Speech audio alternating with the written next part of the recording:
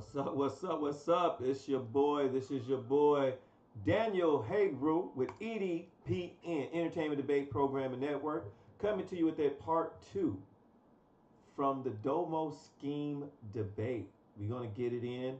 We got another guest that's gonna be here. My boy Q will be here. He will be here today. Well, we hope that he's here today, but we definitely going to get it in. SVDL just had another. They have another debate that's out right now in the playoffs, and it's is the Bible anti-African, and I believe it's blue. And let me see who else this is. Who is it? It's what's up? Okay, blue and KOT. Is the Bible anti-African? There's some also news that's going on, and I'm going to report it firsthand. I'm going to try to report it as soon as it come out, but that's what happened when you got kids. Hopefully you understand that. But my boy Chris Harris has announced that he is no longer affiliated with any debate groups or pretty much, YouTube community groups. And he's going to go out, branch out on his own, do his own thing. And, the brother is very talented, so hey, good luck to him. I support you. Bam. We go do it like that. So, getting back to this debate, what we're going to be looking at is part two of this rebuttal, right? We're going to see exactly, what is what the rebuttal is about with the two brothers. And there's still controversy over whether he won or not. Now, I know this is just our opinion, so don't nobody get your panties in a bunch. Sorry, women, if you feel that I was disrespectful, but I'm saying it anyway. But don't get all tied up. This is just our opinions, and we're just viewing the debate, seeing what we saw. Now, in the debate from yesterday, we went over the opening and the premise. And in both of those, I thought that Domo definitely won both of those debates. I won't even say won. I would say up until this point, Domo definitely has a stronger argument. His position is very strong as well, and he's clean. He's clean with it. Now, Skeem is presenting a great argument, right? I just think that the argument isn't for this debate. I mean, because it's not really attacking Domo's position. It's almost like we're looking at two affirmatives, right? But Domo clearly stated that he's affirmative. Solar indicated he is the affirmative, and so he has the high ground, and it's up to Skeem to knock him off. So with that, what we're going to do is over here. We're going to go over this and see. Start off here. Okay, so we're going to start off right here. We're going to see exactly what everybody's talking about, because some people are saying that Skeem did really well. He kind of dominated on this, or he won this. Some people say that Domo was kind of off topic. I don't know exactly how, or Domo didn't prove something. I don't know how, but that's what people are saying. And so what we want to do is we actually want to go through here and clean this up a bit. What we want to do is we want to go through here and just kind of look, see what people are saying, and give our honest opinion, or at least as honest as we can do it, right? So let's hear it. Solar Vision Debate League, and we are now heading into the rebuttal round. We're going to start out with Domo. You have 10 minutes to rebut Skeem whenever you're ready. All right, you can go ahead and start the timer. Now, all right, let's get into this. Now, I warned Skeem about this. I told him, don't get up here and just point out what's struck. What the heck is this? What's going on? Okay, let's cut that out. Let's definitely cut that shit out. I don't know what that's about. Terms that we should already be fully understanding when we come to this debate. It's not good. Okay. Hold on. Let's see. Let's try that again. Okay.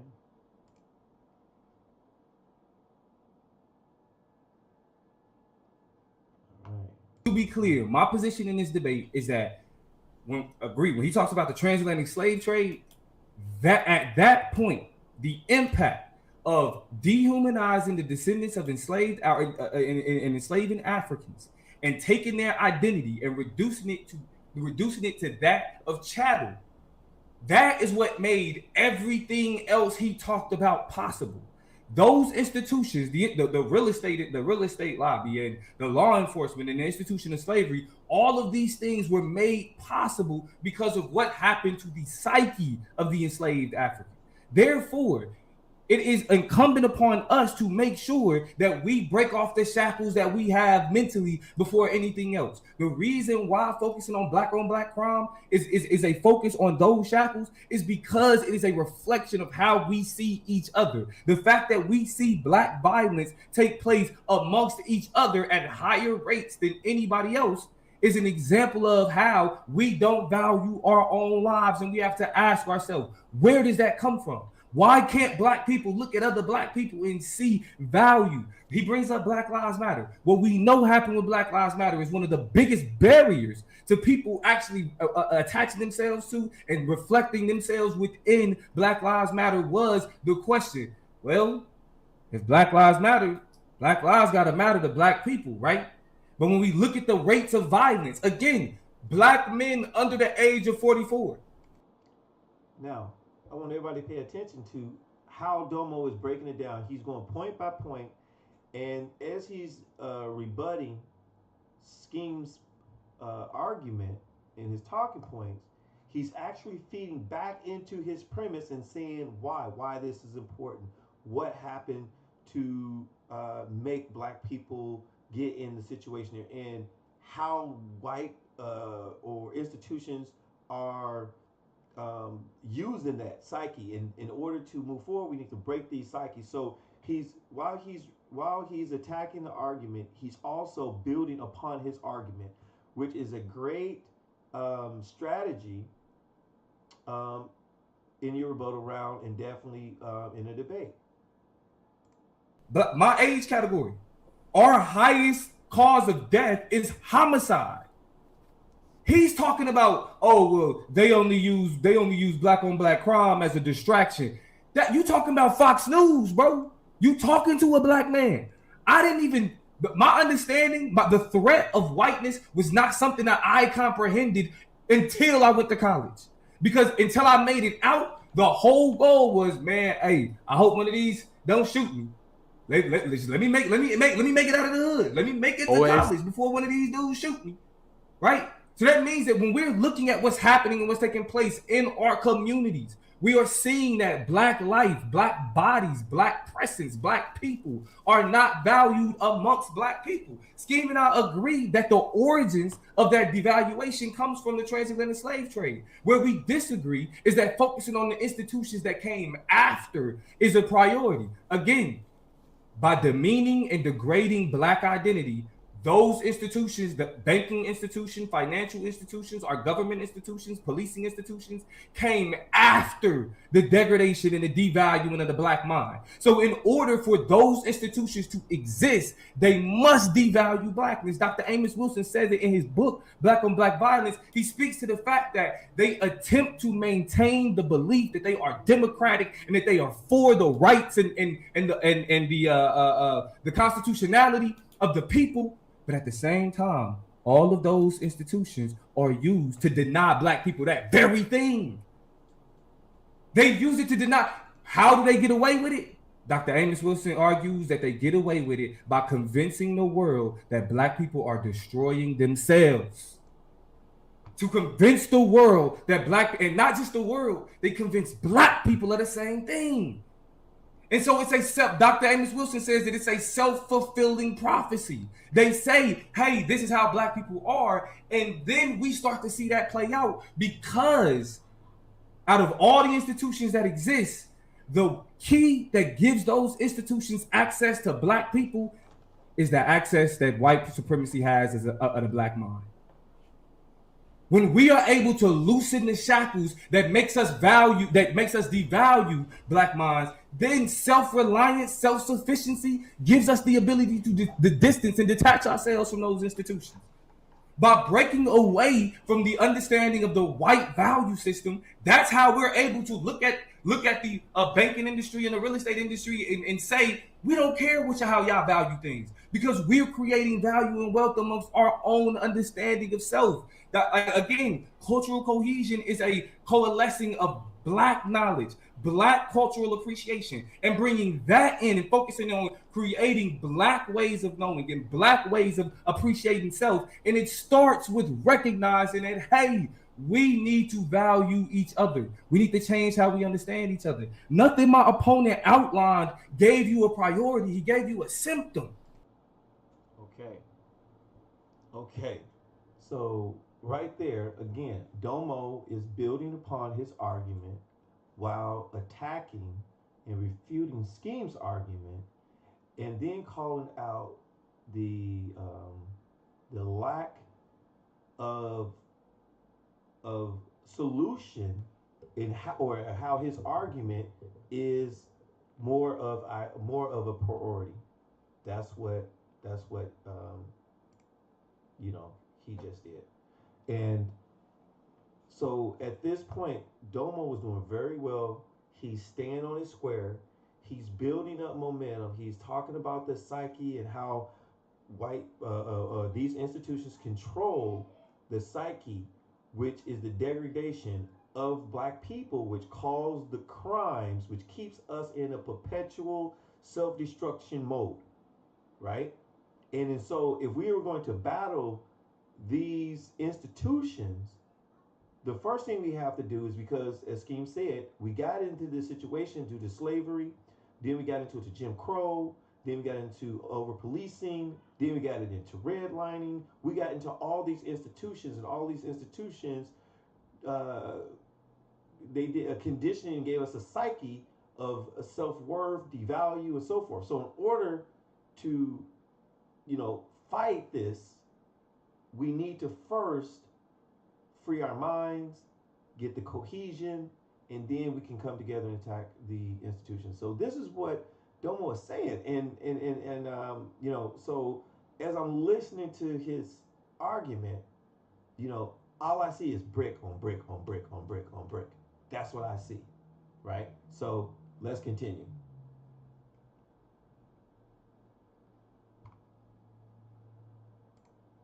The reason why, for example, redlining was able to take place, the reason why white flight became a thing is because we allowed white financial institutions to value our spaces. So when we move in those spaces and then white people moved out, who said it was devalued? The white banks and the white institutions, because they said it. We didn't value our own stuff. We didn't value what we had because the white institutions was telling us how we should understand it. In order to effectively push back against those institutions, we have to challenge the ways that from the get-go, it's not that those institutions control our circumstances.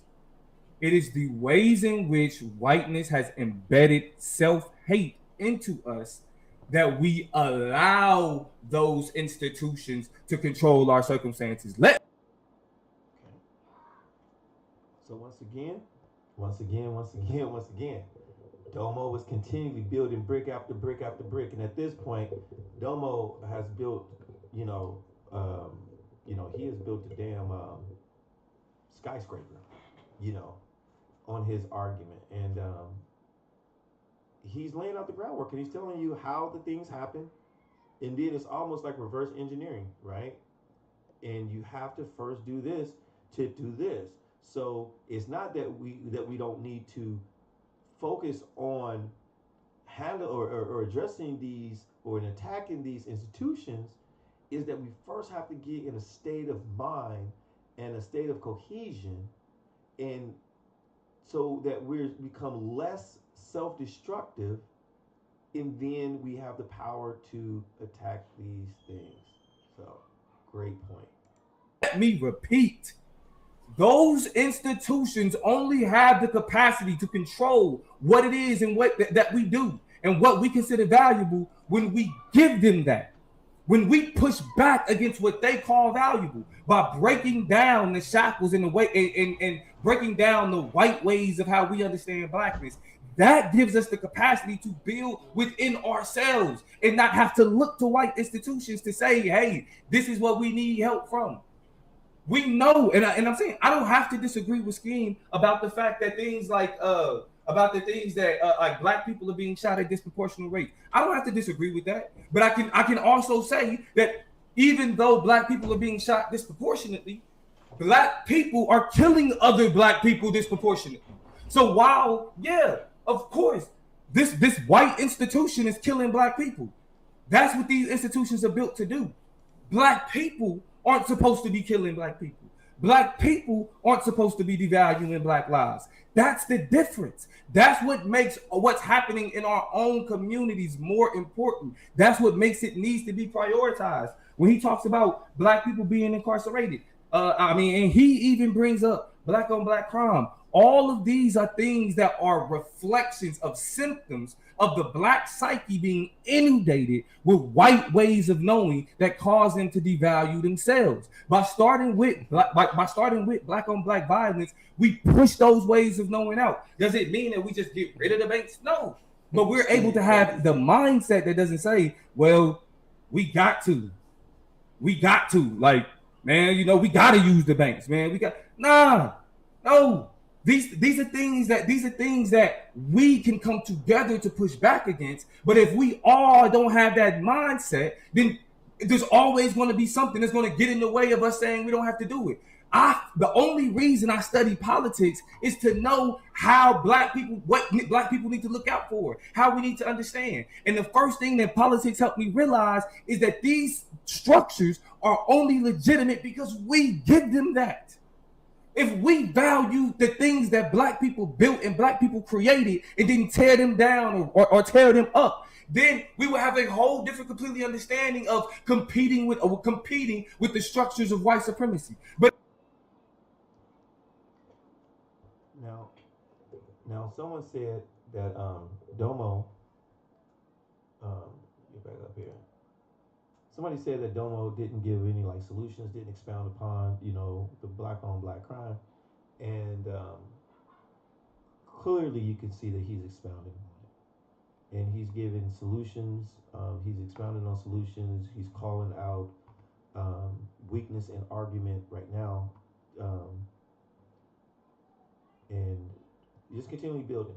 So, but as long as we say, well, we gotta send them to white schools, we ain't got no choice. We gotta send them to white banks. We ain't got no choice. We gotta stay. As long as we're caught in the ensnared in that mindset, that's the direction we're gonna keep going in.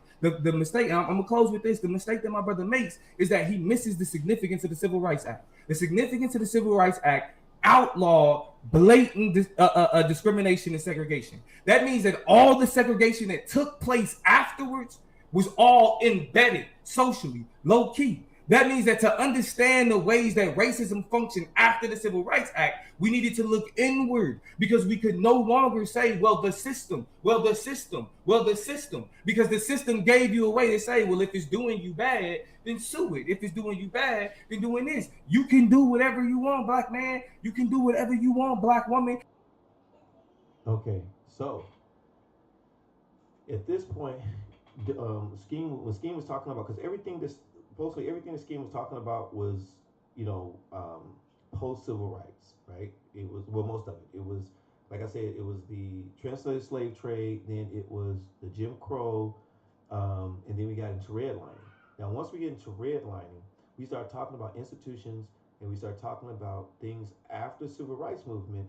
As Domo said, now you're able to have a course of action based on these institutions wrongfully discriminating against you, wrongfully doing systematic violence, although maybe not physical, even physical. You have a way to address it, in a way to seek compensation for it in the legal courts. So that was just something I just want to put out there. Not saying that it don't happen no more, not saying it's not a problem. We're talking about prioritization. That's what we're talking about. And so we're talking about there's things that are set up to help us with that right now, in the courts where we can address it, we can sue it, and so forth. So the main or the priority should be um, uh, black on black crime and cohesion and liftment of ourselves to attack these institutions even more effectively.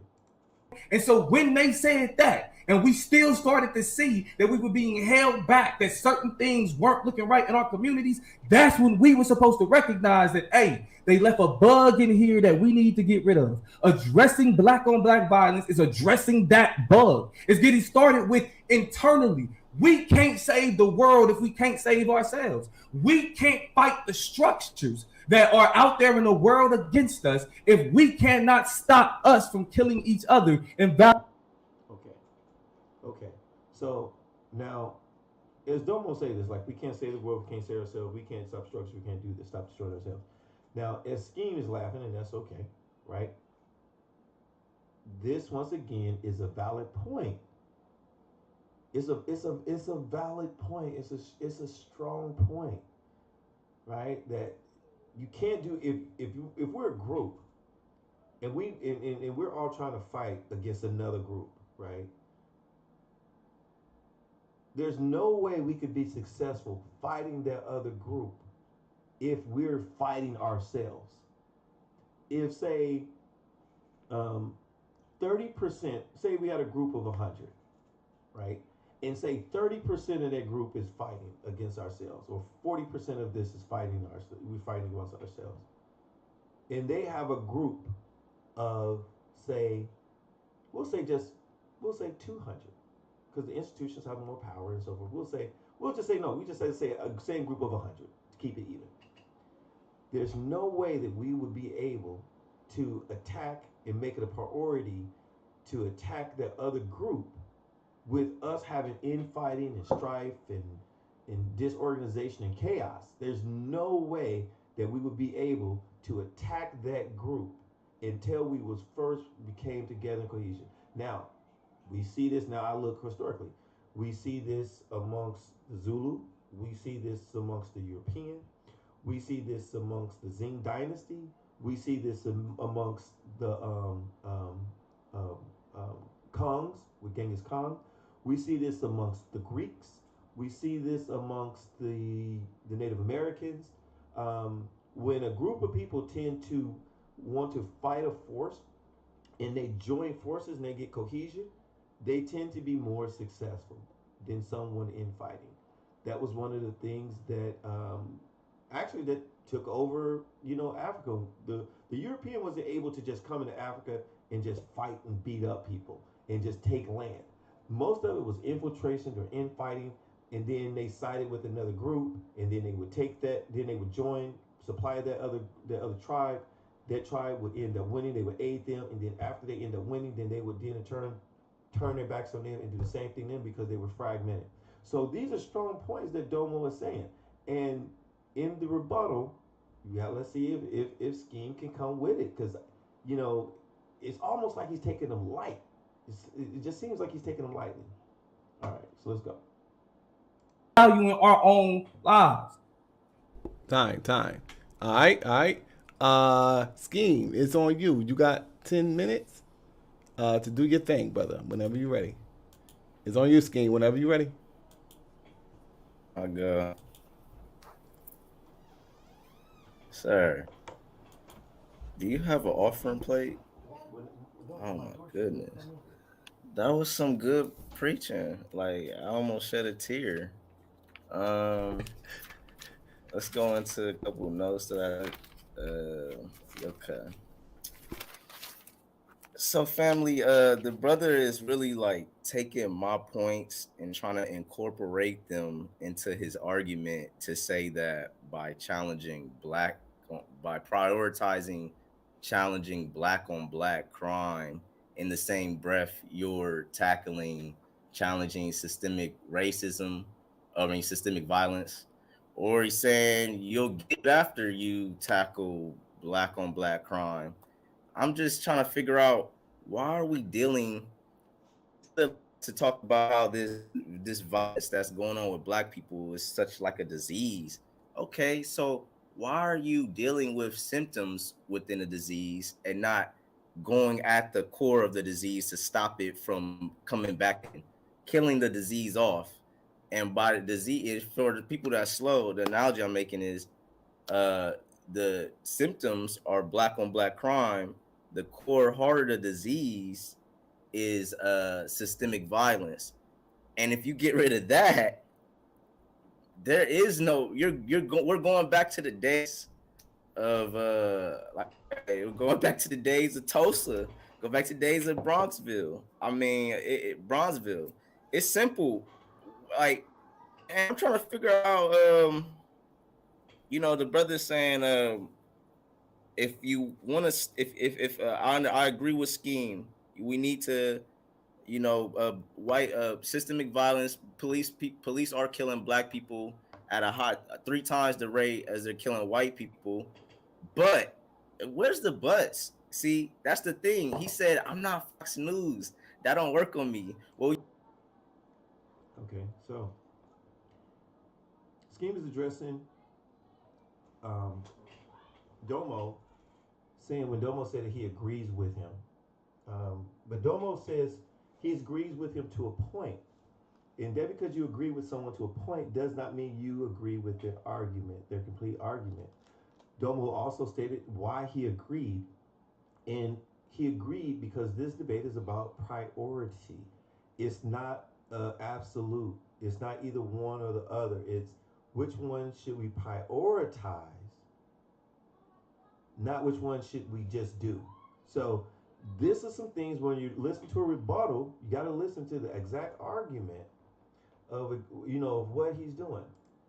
You have to listen to the argument. What was Domo's premise, and then what was piece of his rebuttal? And Domo clearly stated in order what the priority was. So you should know in Fox News when they're having the argument of police shootings, and the one side says, "I agree, yeah, the police shooting is bad, but black people need to stop killing each other. All this black on black crime, it's 93% black." I mean, like, you just did the same thing that they did, brother. But you sat here and said, "I'm not Fox News," but you just did that. That's what they do to rebut. I know you see it 1,000 times because I know I've seen it 1,000,000,000 before this debate. I also want to state that in the beginning, when Domo started talking about, I think it was in his opening, and he talked about that people do use that this isn't it. That people would say, well, black people kill black people too. He says, well, that's the reason why we need to focus on black crime so we can better effectively handle these challenges.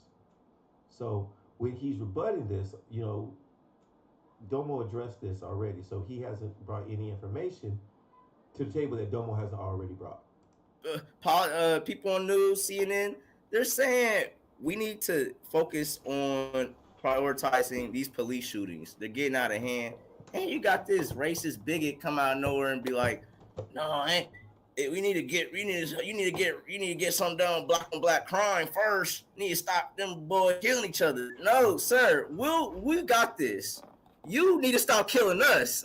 Hold on, like, it don't work like that, man. I could go all day about that, but I mean that's the main core of the brother's argument, is a red herring to misdirect us. Like I said, from the sister that started Black Lives Matter, she said it's a diversion, a misdirection, and it is. And you can't incorporate it in your argument. Try to say that prioritizing challenging black on black crime is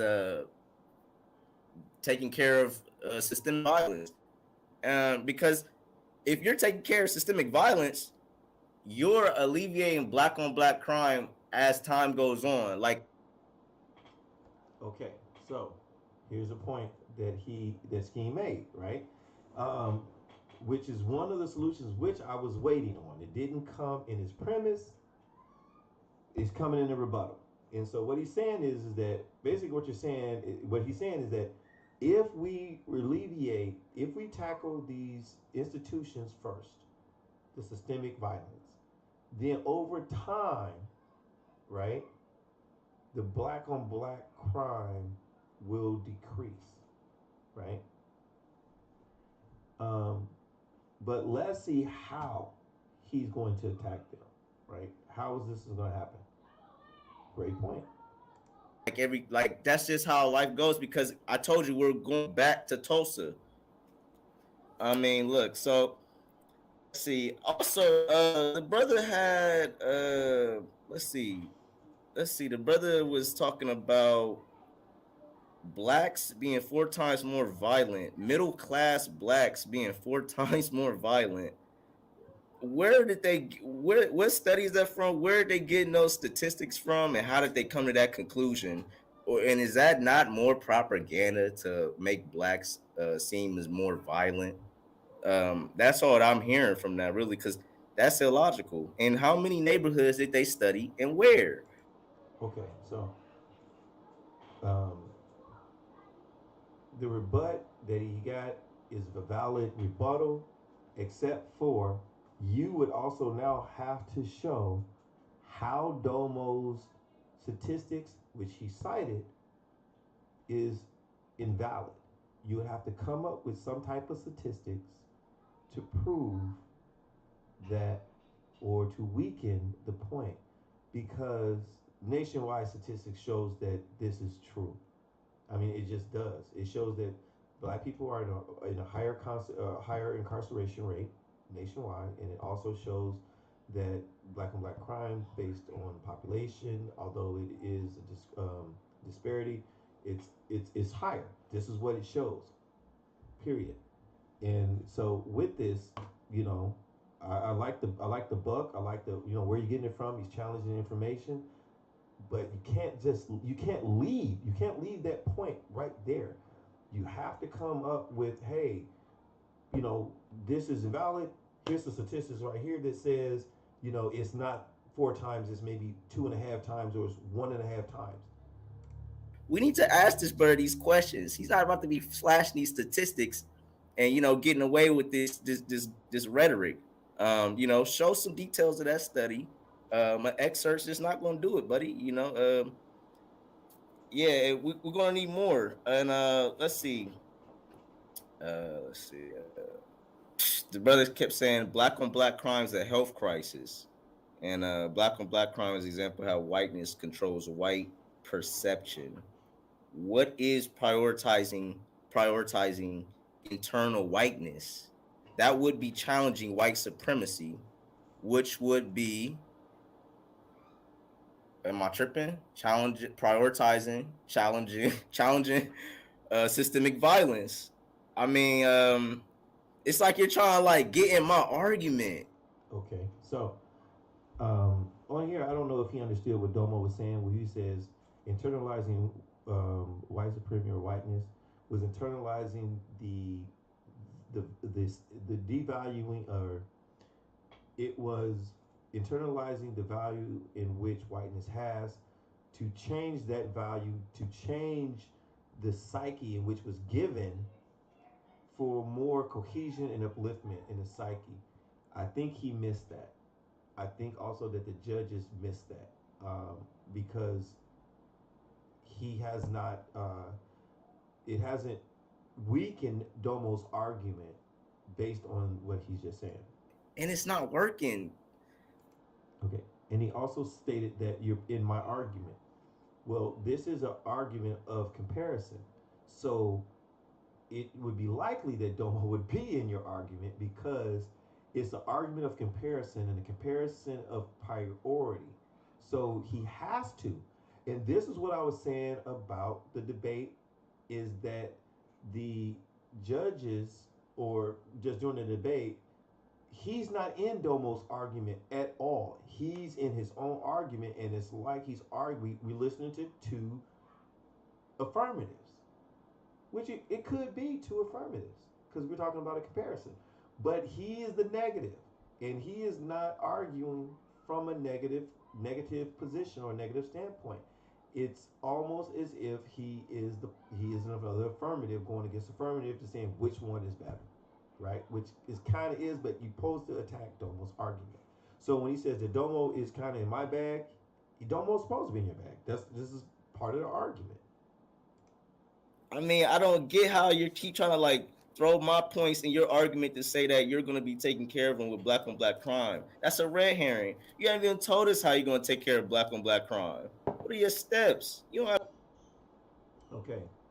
Once again, judges, audience, you should have heard this. He says how you're going to take of it.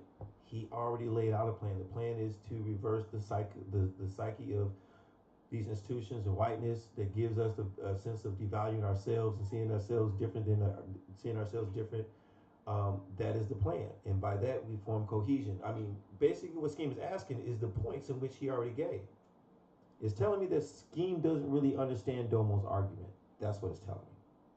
He really don't understand it. He understands his argument, so he's arguing his own argument. Um, he's arguing his own argument, but at the same time looking at Domo and asking Domo, "Hey, what's up? You haven't said anything. Everything you're saying is what I'm saying." Because Domo is he's integrated into his argument because it is a comparison for priority, and so I just don't think he really understands Domo's argument, and I don't think that a lot of people didn't understand Domo's argument. Have a blueprint. It just sounds good. It sounds good. It sounds good because it's easier to do to just say we just gonna stop killing each other. But you're not dealing with how we got to that point, sir. That's why I brought out that history lesson of how it starts from slavery, then it goes to Jim Crow. You get redline. I had to do that to let you. Okay. Now one of the things I don't want the people think I'm beating up on Skeem, and he is getting kind of beat up. I mean, I'm kind of beating up a little bit, but I'm not trying to pick on him. But Domo Domo addressed what he is saying already. He addressed it he addressed it in this premise. He addressed it in his rebuttal. So I don't like I said once again. I don't think that Skeem really understood Domo's position, Domo's arguments. I don't think he wasn't listening very well because Domo already did that.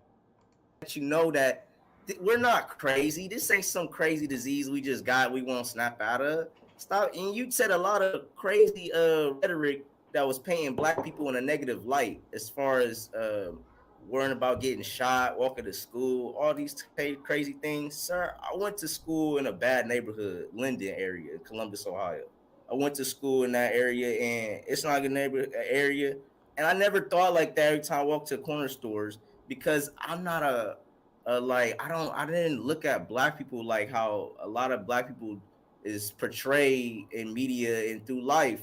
I actually was just like I don't know. I didn't have those problems like maybe because I overcame death in high school as far as the fear of death, and it goes to show you that that argument is how you say transparent in a way because it could be applied on any way because there's different mindsets when it comes to black people. Some have stronger minds than others. With the example of myself, but let's keep it moving. Let's see. Oh, and the biggest dagger of them all, the brother's talking about how when black people are killing black people, when white people kill black people, that's all wrong. But black people need to stop killing black people. But the problem with that he missed is, and I brought this up, was that when black people kill black people, they go to jail, and he knows it's a talking point. This is the biggest talking point. They go to jail. When white cops kill black people, what happens? Let the brother answer that when his rapid fire. Or I'll ask him about that. I got a lot of questions for the brother. He won't be able to answer, but that's one of them. I don't know why, and it was crazy to me is him bringing up Fox News because he's taking on the angle of the Fox News person that's going against us prioritizing challenging systemic violence. So just a misdirection, family. I keep saying it, and yeah, and he doesn't want to deal with what the brother College said. So I do want to say that it's a great. I think it's a great strategy that Skeem is using when he's appealing to emotion. He's talking about Fox News. He's talking about how he didn't have that mindset and everybody's different. Great strategy, right? Because you are appealing to the emotion of the judges, whether it is, something that is, harmful to Domo's argument is another story. But if you can appeal to the judges to draw them in emotionally into their thinking, that's a great strategy. So I don't think these points hurt Domo as far as in debate wise, but I think it hurt him as far as in judging because he's appealing to the judge's emotion and the judge's psyche. Because we know that we heard this over and over and over again with them saying, well, white people did say, well, black people killing black people, so why did this, why did that? And how we got angry about them deflecting from the issues and redirecting the argument and so forth.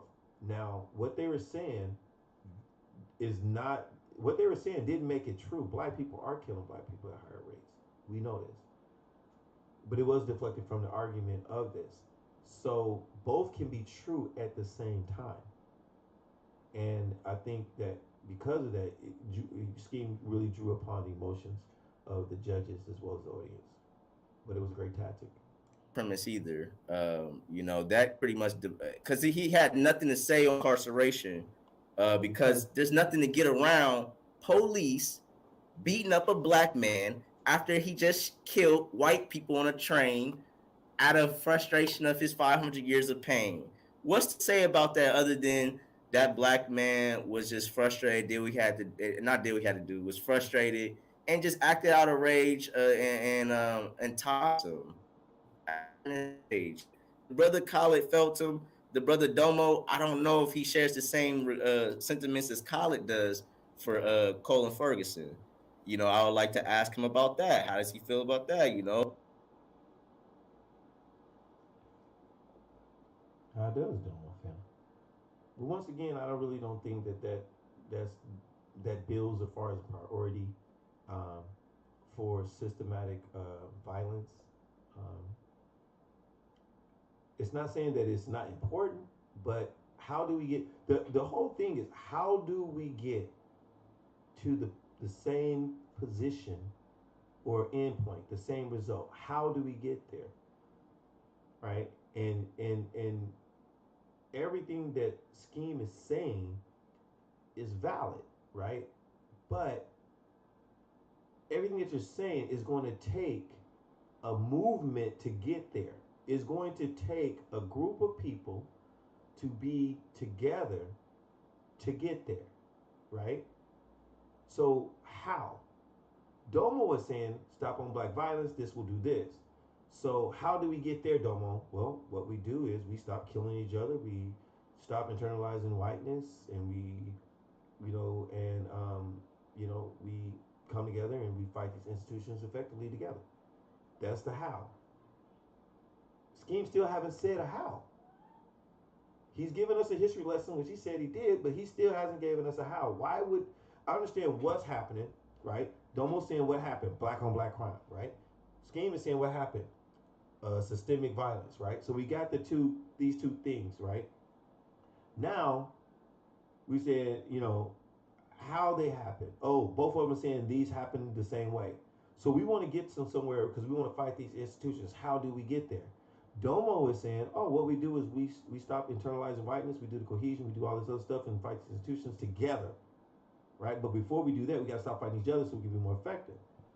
Skeem has not given one solution to his argument, and this is about priority. So this is how I'm looking at the argument. Since it's just he's saying police brutality is something you deal with, but black on black crime is something you deal with more first. That then we'll get to that. Doesn't work that way. We're not falling for that. Like I said, that's like trying to treat a patient with cancer with medications instead of the cancer, sir. Cut the cancer. I'm telling you, the cancer is systemic violence, which is white supremacy being applied through doctrines and laws and legislations. And if you cut the head off of that, you're alleviating the people who you're alleviating the people that even started black on black crime in the first place. Yeah, I'm not saying black on black crime is strictly on black people killing black people and we just don't know how to stop. That's some racist rhetoric. That's being lazy. Not Okay, so he's saying that all you have to do if you can cut off the heads of the things that are doing this, that's how you do it. Cut off the things is how you doing it. Then it will alleviate all these other elements, right? Right. So, how do you do that? He's gonna have to say we're gonna have to come together. That's what he's gonna have to say, right? Eventually, that's what it will lead to. But he is given a kind of a solution, or he's leading into it. I'll give him that. not trying to deal with the source of the problem, which is who started it. And like I said, the brother's been doing that the whole time, red herring, playing both sides of the fence. We're not. Once again, playing both sides of the fence. This is a comparison debate of priority. That's what it is. So he has to play both sides because he has to compare both sides. He has to give a take on his side compared to your side. Your argument versus his argument. And the thing is, this Skeem isn't doing the same thing. He's not giving us a fair comparison. He's just mainly talking about his. He's not really saying the things that Domo's points, how they're invalid. Well, Domo did that with him. Domo didn't say it was valid, but he was saying that these things, in order to do what you're talking about and fighting these institutions, this is what we have to do first in order to come together, in order to fight it effectively, and stop internalizing, and then they won't have the same power and control over us. And then so that's the main thing about what he's talking about. We're just simply not falling for it. It's simple. You don't treat a fever with Tylenol.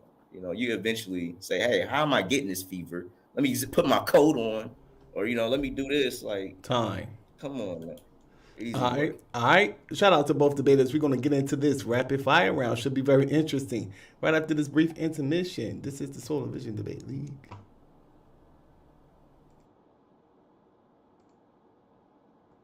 Okay, so that was the rebuttal round. And once again, in this rebuttal round, if you actually look at the rebuttal round, I would say that Domo had a better rebuttal round. And if you talk about point for point, based on argument, based on his position, based on a comparison or comparative argument for prioritization, right? Which has more positives versus more than less cons. Domo presented a better argument. There's just no way around it. He just presented a strong argument based on in his rebuttal round, he presented and attacked his side by saying, these are all institutions, and in order to do these things, we have to do these things first. Where Skeem was just saying, oh, your information is invalid, and you're just doing some of the same racist rhetoric and undertones that they say when they start talking about black and black crime. And all we have to do is cut off the head and everything else will be okay, right? The thing is, you still have to cut off the head, right? You still have to go cut off the head. And how you go do that? So, Domo's saying that how do you do this effectively if we're fighting each other? It's a valid question. So how do we do it if we're fighting each other, right? Okay. So now we're going to get into the rapid fire round, and and see exactly how they're moving from here.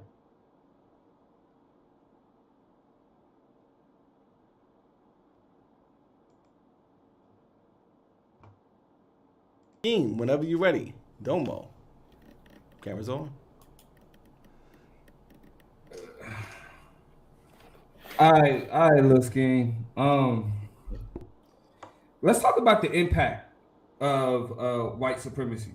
So we would agree that we first start to see it manifesting with the transatlantic slave trade and chattel slavery, right? right? Yes. Okay. So with that, let's talk about the mental impact. In what ways have white supremacy impacted the mentality of black people? Like the ideology, not the school, but the ideology, the understanding of white supremacy. What impact has it had on the mentality of black people? Conforming black people to play ball as far as Conforming black people to play ball. follow suit. Following suit, right? So you would agree then that impacting the minds of black people to follow suit was a priority before the institutions that the United States created, correct? I thought slavery was the first step. Well, that's what I'm Even saying. before What the happened? institutions, What though. happened to the mind? Right, even before those institutions, right? What did slavery do to the mind of black people that made them possible? That made it possible for them to conform to institutions down. You're speaking of psychological damage from slave trade. I'm asking you. Are you familiar with that? I mean, yes, there's obviously psychological. If you're asking me, do black people have psychological damage from Okay. slavery? What's the impact of the psychological damage? What does that look like? Oh man, the impact you could say from those things, from psychological damage from slavery. Yes. You could say things like, like I said, when Jim Crow started after slavery. We're talking before Jim Crow. We're talking before Jim Crow. We're talking about what was the impact of transatlantic slavery during slavery, right? And chattel slavery, right? What was the impact during? Right. What happened to the black psyche? I thought you were talking about after. That's why. Okay. Yeah. What happened to the black psyche during those events?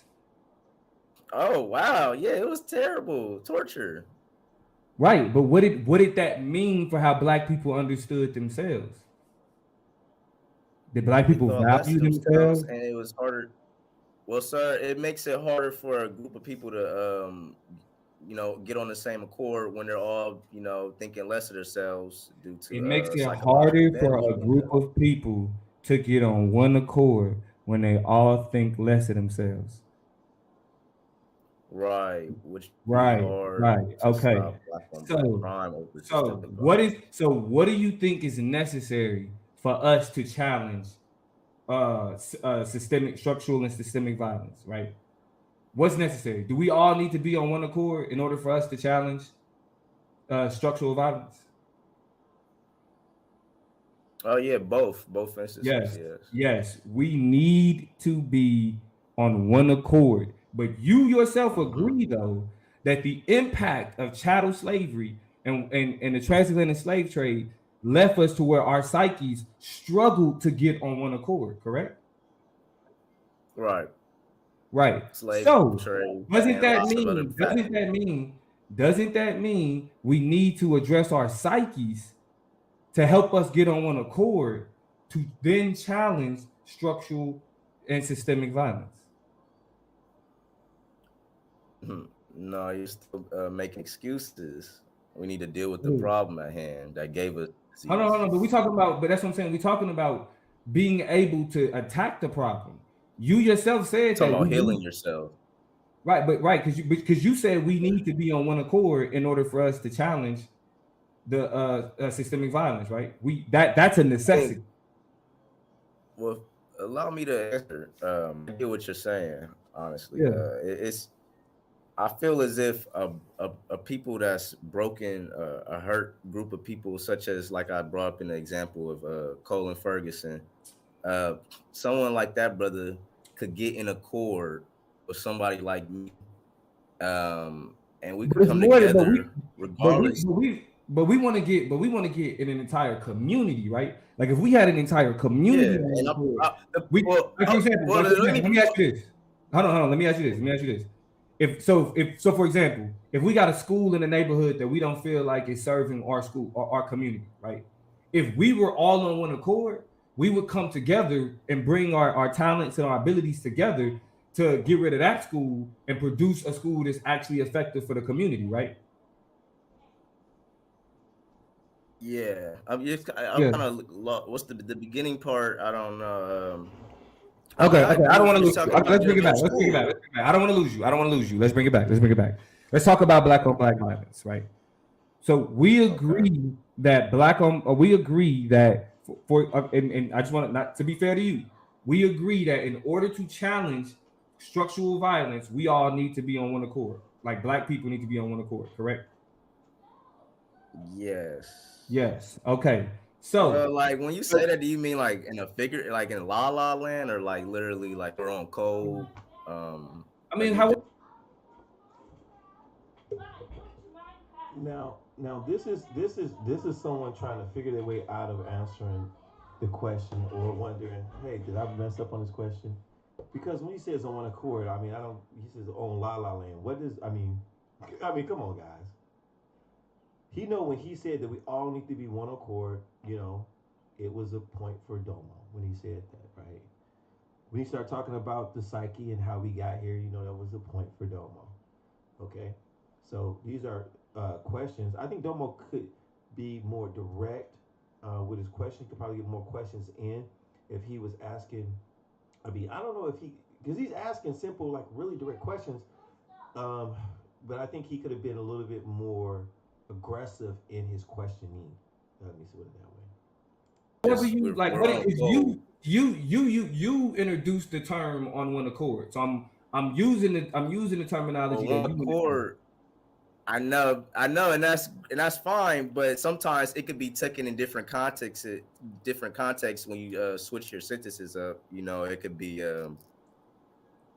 used in different contexts. That's all. I'm just trying to make sure. I'm using your context. So if I'm using what you're saying out of context, let me know. Am I using what you said out of context?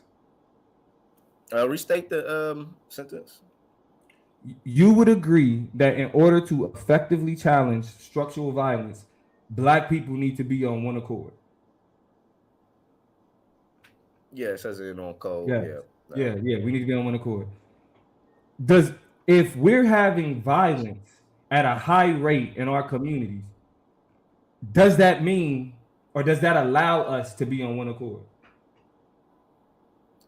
Yes, you can still be on one accord. You can be on one problems accord going on. Okay. Now, you can have violence in your town. I agree, and you can be on one accord when things happen. But the effectiveness of you being on one accord is going to be less impactful. Because you can see people do come together when things happen, but you can tell, like in cities, in city areas where there's a higher degree of poverty, they are less effective politically as a community because of the infighting, the violence, and separation that they have. You know, even when they try to come together and try to be on one accord, they are less effective. Okay. No. Not with problems. The CDC shows the CDC. Hold on. To be like, because we ain't just talking about problems, right? The CDC says that the leading cause of death for black men under the age of 45 is homicide. FBI data shows that the leading perpetrator of homicide against black men is other black men. So if we're seeing that for brothers like you and I, right, we're dying. People in our age bracket are dying because of homicide more than anything else, right? Yes, the numbers are 20 to 40. Yeah, is that an example? We can't get caught up in that and not how it started, though, to deal with that. Okay. Right? So how did it start, right? So my argument is that how it started was because of how whiteness, like you said, made us devalue ourselves. right? We agree that whiteness and white supremacy has made us devalue how black people see each other, right? So if we agree that whiteness has been created where we devalue each other. Okay, so here's some things where people say, well, he Domo agree with Skeem. And I would say that people who believe that somehow he's agreeing with his arguments and not finding, or agreeing on some talking points, um, that Domo somehow lost the debate or Skeem was up on him because of that, don't understand the art of debating. They just don't. Because you can agree with certain talking points. Because in debates, you will have an agreement on certain talking points, but your argument is still in of confrontation or of conflict, you know. And so I think all black people agree that we need to get to a certain place in America, or we have certain problems in our communities, even amongst ourselves. We have certain problems. Even a man and a wife can have problems. Any man, white, black, white, Asian, doesn't matter who. You could say I have problems in my household or I have problems with my family, and you and your wife can say, well, we both need to we need to be able to get here so we can be a better family. And these are the issues that we're having. And you can say, well, I agree that, you maybe, that we need to spend more time together and work a little bit less, right? That's just one point. But you can disagree upon, how you bring up the kids together, how your choice in career is more beneficial. You could disagree on the finances part. And so, yeah, you could agree on certain parts, but that doesn't mean you agree with the total argument. And that's what, people tend to think. And I just think that's, they didn't get that part. And we start to see that we don't value each other's lives, right? Then if we know that takes place, how can we get on one accord if the thing that's killing us the most is each other? It's hold on. You just said that whiteness, but what I'm hearing from that was that how can we do anything with white supremacy going on? We need to deal with that. You're right. I agree. That's what I just got. Well, why did I just hear that though? You tripping. Let me help you. Okay, we'll clarify. Right? My argument as the affirmative, my argument was that black on black violence is a reflection of how whiteness has embedded anti-blackness into the mind of black people, so we don't value black life. Right? Yeah. Okay, so once again, Domo is clarifying his position. I don't know why Skeem is laughing, because that's the truth. He's clarifying his position. And Skeem has to take the opposite position in his argument and attack it. And so he's laughing about it, but Domo's right. He's 100% right. Yeah, so, I got you. Right. Yeah. Okay. So and you and I both recognize that the existence of whiteness within the psyche of black people has led us to devalue ourselves, right? We both recognize that, right? Yeah, it's white people's fault. That's what you're saying. Hold on. We talking about what's in the psyche of black people, though, right? Yeah. Right now, we're talking about the psyche of black people, and you and I agree. You and I will agree that whiteness, right, was embedded into the psyche of black people through the process of transatlantic slave trade and chattel slavery, right? Yeah, from white people. But when you say structural violence, you're talking about like economic institutions like banks. You're talking about public schools, right? Does that cancel out the slave trade? Why would I? Where does that come from? Why are we talking about canceling? We saying it. All right. Okay, so once again, he throws in, because Domo is making valid arguments. Skeem knows that he's making valid arguments. And so he says, does that cancel out the slave trade? So the slave trade, once again, would feed into Domo's argument more than his, because Domo is saying based on these institutions and based on slavery, we have been embedded with the psyche of devaluation of ourselves, which causes us to commit more crimes, which causes us to not have cohesion and be together, which will make us less effective when challenging these institutions that put us in this situation. So, like I said, when you listen to it, you gotta really listen to all arguments, and it can get hard because you have to listen to things that was in the opening, to the premise, um, and then the rebuttal, and you have to, have clue words to be able to bring you to certain points. Skeem is on you. Okay, let's see Scheme. Let's see what Scheme goes. Come on, Scheme. Let's Hold feel the on. heat. Let's Feel the heat, stay Scheme. where we just left off. So the Okay. slave trade. Are you counting this? Are you counting the transatlantic slave trade as structural violence?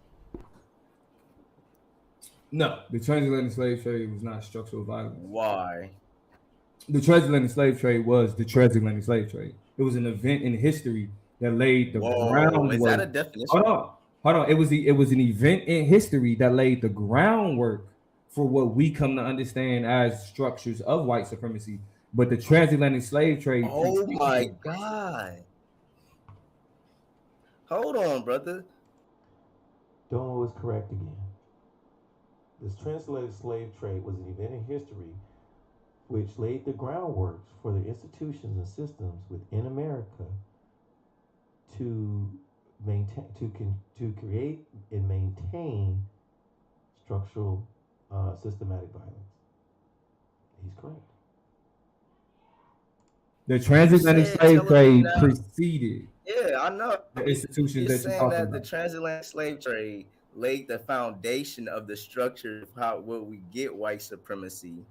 And in my argument, I was howling to the moon about how we should not prioritize challenging black on black crime over systemic violence due to the discussion only being brought up in the light of a sleight of hand to minimize the core problems of white supremacy. But that's where you messed up, though. Being carried Because out how as is systemic it? violence. Right. So but that's where you mess up, though, right? Because how is it being brought up in a sleight of hand when I'm the affirmative? That means that this conversation is up. Once again, Trump wins. Domo right now is pushing. You know what? I might just have to do another video of just the rapid fire by itself, because I don't think y'all hearing it, man. I just don't think y'all getting it. Domo is letting him have it, man. He's right. Domo's right. How's it sleight of hand when I am the affirmative? I'm the one that's putting out the argument. It's not a sleight of hand. But that's why I said Skeem don't understand his argument. He don't. And this is why I said Domo won this debate. Out black on and black. You're trying to take. Yeah, I know. But you know what it is? Let me answer that. And I'm glad you brought that up, brother, because you're somebody that knows both sides of the argument. So you're saying, okay, look, this is what the brother. Time out. Once again, maybe this is just an experience. But if you are a good debater, you should know both sides of the argument, or you should know at least enough of both sides to be able to argue. That's how you become an effective debater. If you listen to any scholastic debaters, sometimes you don't even know what you're debating, or you don't know what side you have, or sometimes you have to switch sides in a debate. That's why you have to know both sides.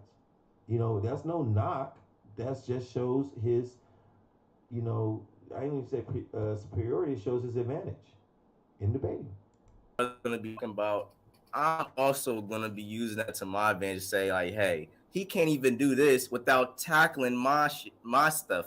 And it sounds good, but this is one of those debates where you could try to do that, but this is more of a logic debate as far as like what's more logical, what makes more logical sense, and it would be to fit my analogy. Okay, so now here he's redefining the he's redefining the debate. He's saying which more is more logical, right? This is debate based on priority. The priority is not more logic. Is which one will help you better? Which one would make, I guess logical you could say, is make more sense, right? Because it's comparative. And sometimes logic doesn't have anything to do with it. It could be more logical if even if you say more logical, right? Domo put all these statistics about how we're killing each other and we're incarcerated more, which means that the majority of our population, or not a majority, but a large number of our population and a large number of our strong warrior men and women and children are either being killed by ourselves or being locked up. And if that is the case, it would be more logical to fight a system or an enemy or whatever you want to call it, to fight a system and effectively cause change. It would be logical for a person to stop the fighting, up your numbers, get your best warriors out there. There's strength in numbers, right? That's what it would be. We already know, that's what I'm saying. He's not helping himself. And so when they talk about what he did in the rapid fire, it's amazing. But if we talk about what makes I'm real quick. I'm about to ask you a question real quick.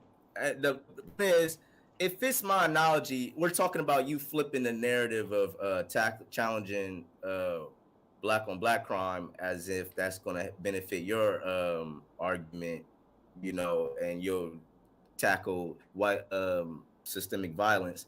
But it's you're taking away from getting rid of the disease and you're just the symptoms. So how do you feel about that analogy that I use? Well, I mean, I think one, first of all, that analogy is not unique to you at all, because even within the medical profession, they look at the violence that occurs in urban neighborhoods as a pandemic, right? And they've looked at it from that perspective since 1994. So it's not new to view violence as a disease. The medical field. You know what's funny about that? Western, Well, hold on. Let me get to that second. Let me get to that second part where you was talking about the analogy within itself. But so we both agree. We both agree though. You said what? I don't remember. I'll let you go. I just want to say real quick, the hospital thing. It's funny how we're going to the same people who, and I'm not trying to discredit sources here, but it's like you're using them to say they have the authority. And the corporations and same like-minded businesses and people, corporations put us in the same positions in the first place, and it's just that's a bad argument, because I'm guaranteeing you that the brother has if he has a paycheck or he has a job or his money circulates through some of these institutions. If he gets sick, I'm sure he's not doing just holistic medicine. He's going to the same hospitals. I'm sure if he has a kid or his family has kids, they go to the same institution for education. I'm sure that he follows a lot of the same psychology and that is presented by these same institutions. So I just don't get when people start talking about that. That because it's by them, you have to just prove or show how it's wrong or how it was used against you in a way that it is, not right or invalid. You just can't make statements like that. Not in this day and age. Just striking to me that she'll say that they're it's like because it's not a question. It's because that's the thing, right? Like you have the institutions and structures that exist, but then you have people that utilize those institutions and structures to understand the circumstances, right? So that's the thing about being Black in America. You recognize that we have to challenge the structures, but how do we challenge those structures without mentally attaching ourselves to those structures? And we both agree that the ways in which white supremacy and whiteness has attached ourselves to the psyche of Black people is that it's not the science that comes out of these institutions. It's the politics that dictate how these institutions function. And so I'm literally here's saying, the no, let me finish. I'm literally saying, as an observation, it's not an authority. You don't have to look at that group as an authority. The question is, can you hold on, let me finish. The question is, can you look at the numbers? Hold on, because you gotta let me finish. Can you look at the numbers and disprove the numbers? I don't care if you think that the medical industry is or the medical field is. Yeah, I asked you about where you go, and I'm glad you brought that up. No, all right, let's talk about something y'all think you know what you're doing. No. Let's do it 100%. Which one you want to know about? Which statistic you want to know about? How in the world are you getting that? The statistic about middle class blacks being 4 times more. Yeah, right here. Utilizing data from the Gun Violence Archive and American Community Survey, the researchers found that hold on, and I'll give you the name. I'm giving you the source. It's right here. You don't know what I'm asking specifically for, though. Within that source, sir, I'm asking to figure out how many neighborhoods did they study and where. That's it. Simple. The specific what they did is they took neighborhoods in Philadelphia, right?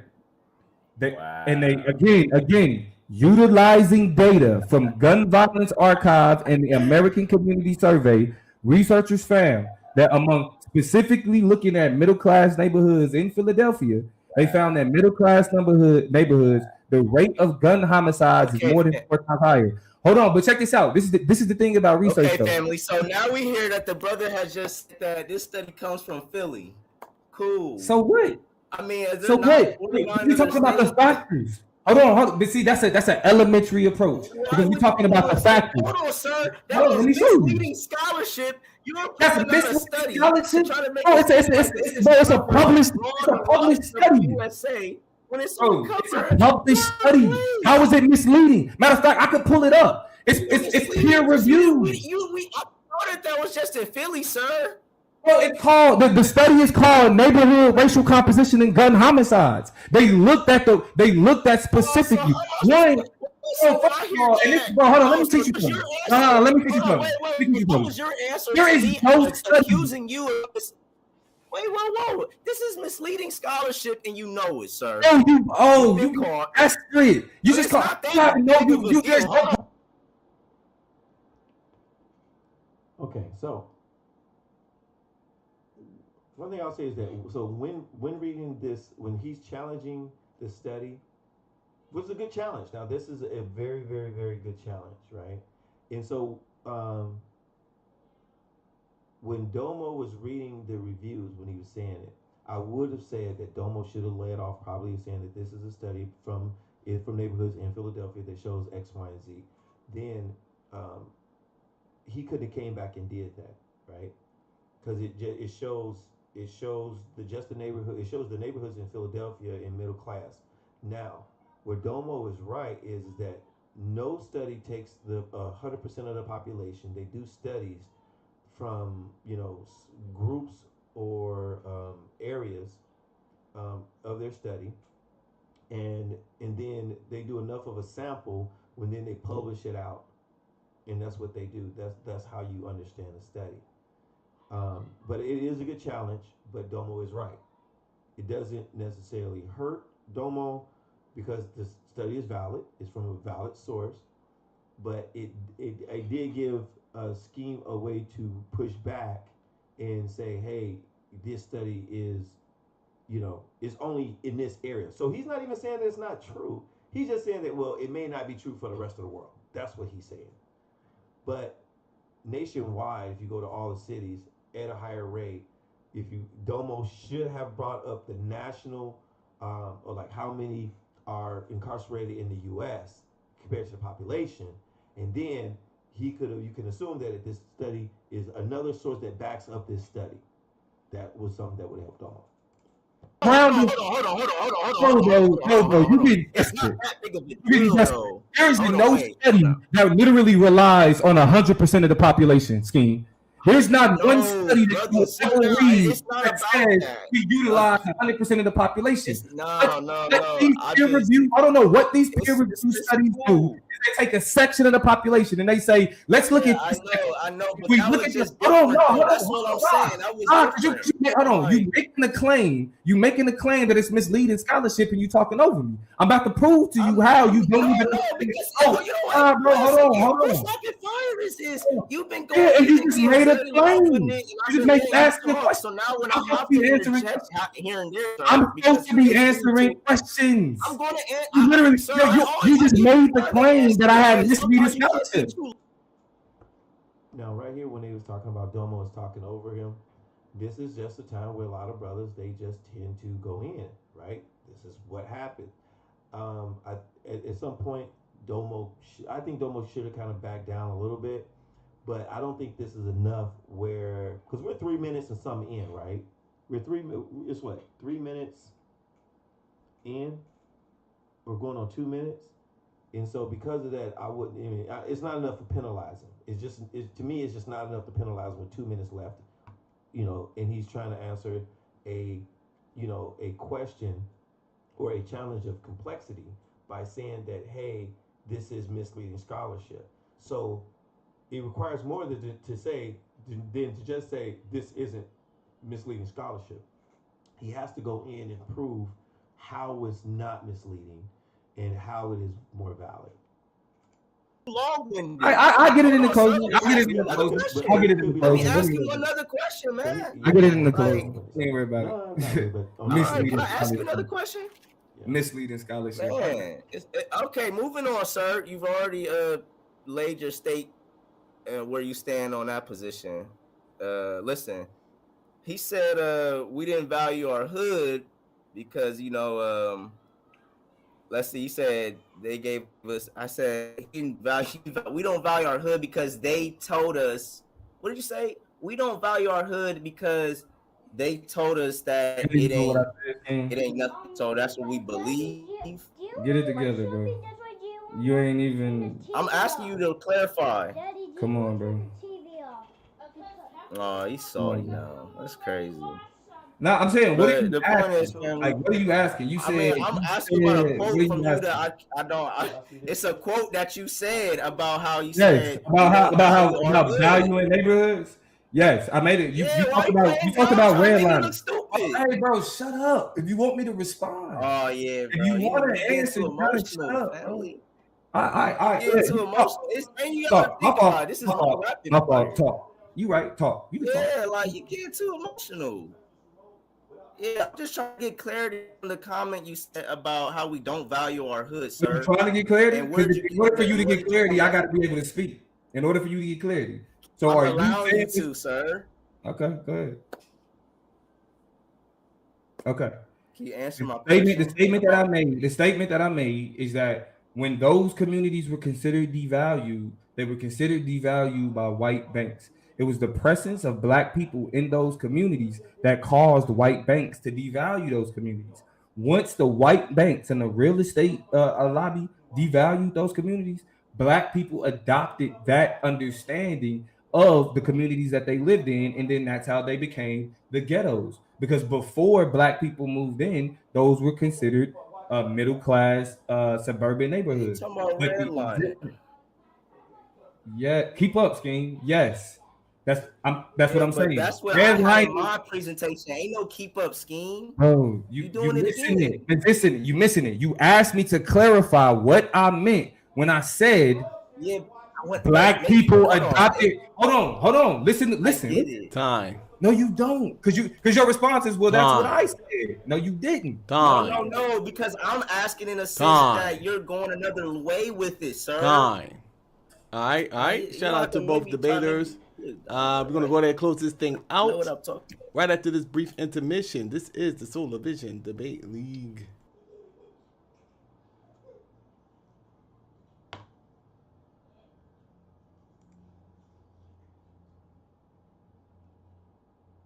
You too, sir. Okay, go ahead. Okay. Can you answer my question? The statement. No. Black people adopted that understanding of the communities that they lived in, and then that's how they became the ghettos. Because before Black people moved in, those were considered middle class suburban You neighborhoods. talking about But redlining? yeah, keep up, Scheme. Yes, that's what Yeah, I'm but saying. that's what I Red had in lining. my presentation. Ain't no keep up scheme. So once again, Skeem seems to be confused about about the debate and the positions, and they both going to have similar talking points, but they're going to explain them differently to better explain or to better to strengthen their side. And so this is why I'm telling you guys. This is why I keep saying that. This is why I keep saying that. Domo won this debate, right? And so when we go on and we start looking at it, we see that Domo had a stronger argument. He had, he just had a better argument altogether. And one of the things that we can see um, is that it's a hard loss. I'm just gonna say it that way, man. This it's a hard loss for him. You know, it has to be. Because um, I don't see it. But once again, it's not up to me. It's not up to me to see. That's the best thing. That's the best thing about it. It's not up to me to see. This is just my opinion, and it was something that happened, and that's just what it is. You know what I'm saying? That is just what it is. So as we go on, we're gonna start looking at more debates. I might do another debate. I'm gonna try to get somebody else on here with me to go over the rebuttal round again. I mean the rapid fire again. It seems like we don't have anybody in here. Um, I thought I might have my boy Cube on, but he didn't come in. Not a big worry, no problem. Um, but you know what I'm saying. Let's go over. SVDL just had a debate, and the debate is over with. And so, as it's over with, let's see exactly what happened with SVDL with the blue. Okay, we go here, right there. Oh my goodness. Oh, that's not it. Is it? All right, here we go. Let's just do this really quickly. Let me share my screen. Share my screen here. There we go. Blue. There we go right here. Let's set it up. Let's get it going. Okay, here we go. Let's set the screen up. Let's see what it do. Let's see the results of the debate. Let's hear the judging.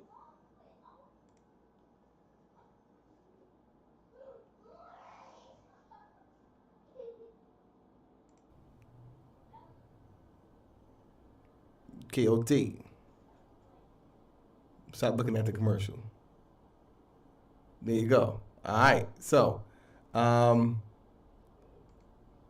going to first bring on Brother Kareem. Brother Kareem, it is on you whenever you're ready. All right. So, I just want to give a big shout outs to both debaters. I thought that the brother Blue was the clearer communicator in the debate. I felt like he was the stronger debater. However, he used the argument that Ham was the progenitor of the African races in the Bible, but then he only said that the curse was on Canaan, which was only one of the sons of Ham, and not all of the African races. And so, therefore, I don't think he proved that the Bible was against all of the African races, just Canaan. So I had to give the debate to the brother KOT. All right. Shout out to Judge Reem. We're gonna put him in the back and bring on. Hold up. Let me see. Hold up. Let's hit at it. I gotta hit at it. I gotta hit it again. Hold up. I gotta hit it one more time. Hold on. The curse was on Canaan, which was only one of the sons. The brother Blue was the clearer communicator in the debate. We're gonna first bring on. Let's go. We gotta hear this, Brother Kareem. It is on you whenever you ready. All right, so I just want to give a big shout out to both debaters. I thought that the brother Blue was the clearer communicator in the debate. I felt like he was the stronger debater. However, he used the argument that Ham was the progenitor of the African races in the Bible, but then he only said that the curse was on Canaan, which was only one of the sons of Ham, and not all of the African races. And so therefore, I don't think he proved that the Bible was against all of the African races, just Canaan. So I had to give the debate to the brother KOT. All right. Okay. You know what? I can respect that. I can respect that. And I thought about that earlier too, because I was like, the Bible talks about Ham, but what if somebody says, what about the people from West Africa or South Africa? What about the other black people around the world? So is it? And I mean, not around the world, but just in Africa. So what if they go that route? It doesn't show that it only shows that it's only against a certain group of black people. So shout out to the judge. Hey. Shout out to great judge right there. Judge Reem. We're gonna put him in the back and bring on Asar MK. Asar, it is on you whenever you're ready. What's really hood though? This was a good debate. KOT was in his bag. Blue was definitely in his bag tonight. Premise, he pointed out clearly African culture, divining, witchcraft, as some of you would call it. Talking to your ancestors, the same thing that got y'all through a lot of this George Floyd issues and things of that nature. Say his name and all that stuff. He shows there's an issue with that in the Bible. And then he used scriptures to back that up. KOT came with he went into Africa. He was very intelligent tonight. He went into Africa to say, hey, these particular African cultures, hey, they think they're Israelites. They're Israelites by faith, if nothing else. So you have that there for sure. But you saw that he didn't start to bring up any verses, did he? And anybody who's not bringing up verses from their own book might be ashamed of what's in that book. And tonight was a night where I feel that KOT was a little ashamed of some of the things that were in that book. As they went on, they both did pretty decent. Like Blue had an awesome premise, awesome rebuttal round as well. He really chopped up the points. KOT had an awesome premise. He had a decent rebuttal round, but the rapid fire, Blue turned it into a KOT stew, and we could all see that. It's very difficult for KOT to combat some of the things that Blue said. When KOT had his chance to come in the rapid fire, he was wise because he started to try to catch Blue up and saying, what about the Ethiopians? You saying they not African? Blue is wise enough to know that Ethiopian Jews say that they're from Israel, but if you're from Ethiopia, you're African. But The layman won't know that, but I do. So I'm very wise to the situation. So in this instance, uh, Blue took over. Blue did his thing, and I gave Blue the victory tonight. Okay. So we are knotted up here, All right. and we're gonna give the It's final it seems say like it's to the getting third close to going judge. down to the. Now And this is the playoffs, man. As Solo would say, this is the playoffs, man. And KOT won, Blue won, it's tied. This is the buzzer. They finna come down to the wire with the next judge, and we're gonna see what happens. Who's going to advance to the SVDL playoffs? and we're gonna bring her in.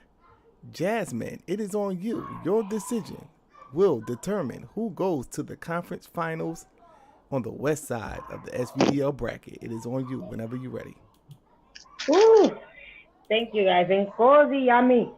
My goodness. So it came down to me for technicals.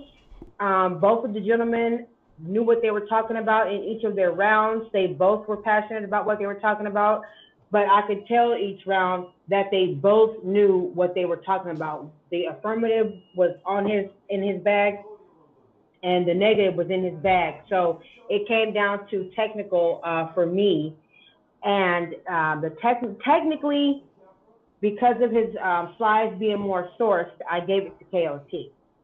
But both of these brothers knew what they were talking about for their arguments. They had what it took. They knew what they were doing, and that's how you debate a biblical debate. That's how you do it. That's how it is done. All right, so the judges have spoken. KOT is going to the conference finals. Shout out to both debaters. Let's talk about this in the post-debate show. This is crazy. It's been a crazy last couple of debates. Side of the SVDL bracket. It is on you whenever you're ready. Woo! Thank you guys. And Gozi, yummy. My goodness. So it came down to me for technicals. Both of the gentlemen knew what they were talking about in each of their rounds. They both were passionate about what they were talking about, but I could tell each round that they both knew what they were talking about. The affirmative was in his bag, and the negative was in his bag. So it came down to technical for me, and technically, because of his slides being more sourced, I gave it to KOT. But both of these brothers knew what they were talking about for their arguments. They had what it took. They knew what they were doing, and that's how you debate a biblical debate. That's how you do it. That's how it is done. All right, so the judges have spoken. KOT is going to the conference finals. Shout out to both debaters. Let's talk about this in the post-debate show. This is crazy. It's been a crazy last couple of debates. And, Congratulations. And wow. Shout out to KOT. And Definitely. is going to the conference finals on the west side of SVDL. We're going to figure out who he's facing come Saturday. It will be between Lance and Swabizi. All right, so the post-debate show will be going on immediately following this debate, family, so tune in. I'm pretty sure there's a lot to talk about. So, yeah, this is crazy right here. Now, I got to say this now. This is we say, well, they got the, we'll talk about it in the post-debate show. Once again, shout out to KOT. Look at KOT, got the serious grill on his face. He ain't playing with y'all niggas. All right. So there we go. Congratulations, KOT, on his win and advancing to the SVDL playoff. And man, it's been some fire. Hey, what I want to do is I want to thank everybody for, if you tune in later because you ain't tuning in now, it's much appreciated. And we'll see you when you see you, man. I'm going to bring some more fire, to the platform, get some more people in here, and see what's going on in the debate world. You know what I'm saying? We got the whole thing about, the anti-African, Egypt, scam God rhetoric and nonsense and stuff going on. But we're going to keep doing what we're doing, and we're going to keep it like we keep it. So I want to thank everybody for coming out. This is Brother Daniel Heroux from EDPN, Entertainment Debate Programming Network. And, man, as we say, we're going to see you on the flip side. Peace.